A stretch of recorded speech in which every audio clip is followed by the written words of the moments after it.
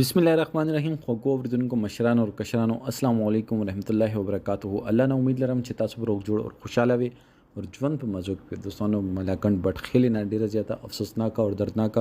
واقعه را مخته شوې ده شپږو کالو ماشوم په دښمنۍ کې قتل شوی د ماشوم اخر داسې څه ګناه کړی و دغه پلار داسې اخر څه ګناه کړی و دوستانو دې باره کې ټول معلومات په دې ویډیو کې شریکام او که تاسو ټول معلوماتو باندې ځان خبرول غواړئ مونږ ویډیو ځان ستر اخره پورې وګورئ او چې کوم ملګری مونږ په چینل باندې نوی دي هغوی د مونږ چینل مخه ځان سره سبسکرایب کړي ټلې نشان دی وایي تاکي مونږ راتلونکي معلوماتي ویډیو تاسو ته اسانۍ سره ملاوي شي دوستانو د واقعه د ملاکنډ بټخیلې ده چې شپږو کالو ماشوم په دښمنۍ کې قتل شوی دی هغې ټیم کې قتل شوی دی څه ټیم کې ماشوم خپل پلار څخه ناستو او پلار یې ګاډي ریورس ګیر ولګولو چې کیدای شي مونږ په دې مسلې نه بچ شو هغه ډزو باندې ماشوم لګېدلی او ماشوم نیمه کوپړې لرې شوي ده او دغه مازغه په پلار په کپړو باندې راغلی دوستانو دومره تکلیف یو پلار ته به دې نه زیات تکلیف څه میلاویږي چې هغه زوی په هغه په غوږې کې وغورځېدلو هغه ټیم کې چې هغه مازغه په هغه په کپړو باندې پراته وو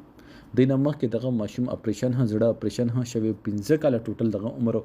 دې عمر کې دغه ماشوم څومره سختیانې تېرې کړې او دا ماشوم په چا په دښمنۍ کې قتل شوی دا خپل پلار په دښمنۍ کې نه دی قتل شوی دا د پښتنو دوو فریقینو میانس کې ملاکنډ بټخیلې کې فایرنګ شوی دی هغې په نتیجې کې دا ماشوم لګېدلی دی او پلار په غېږې کې سایه ورکړ دوستانو دا یو اوښه چې دا سمندر دی دا انسان سره په لاحت پرې ځي موږ د پښتنه دښمني دومره خوښو دا سوچ نه کوو چې انسان زندگی ډیره معمولی غوندې زندگی ده الله پاک انسان د محبت چیز پیدا کړی د نفرت چیز نه دی پیدا کړی خو مونږ خپلو زندګیو کې نفرت راوستې ده بې سکوني مو راوستې ده مینه محبت مو نه دی راوستې بغض کینه مو خپلې زندګیو کې جمع کړي دي که مونږ محبت کولی نو کیدای شي که دا دوو فریقینو دا سوچ کړی چې دښمنۍ نه څه نه جوړېږي خو مونږ پښتانه یو هغه ټیم پورې نه پوهېږو چې څه ټیم پورې ګولې مونږ کې سورې نه وي کړې او دلته یو پلار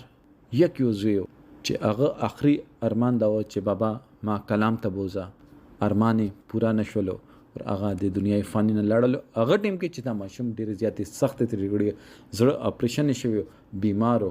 خو پلار دغه د زړه د خواهش دپاره دا کلام ته بوتللو هغه خواهش یې پوره نه شولو پلار په زړه باندې دا ارمان بیل ده چې ما د خپل زوی آخري خواهش نه دی پوره کړی دوستانو خدا را د دښمنۍ ایرې کې جرګو مرکو باندې دا خبرې حل کې دښمنۍ ونه څه نه جوړېږي کورونه مه ورانوئ یو بل ته دوستانو دې باره کې تاسو سره یې ده کومنټ سیکشن کې خپل رایې ضرور وکړئ والسلام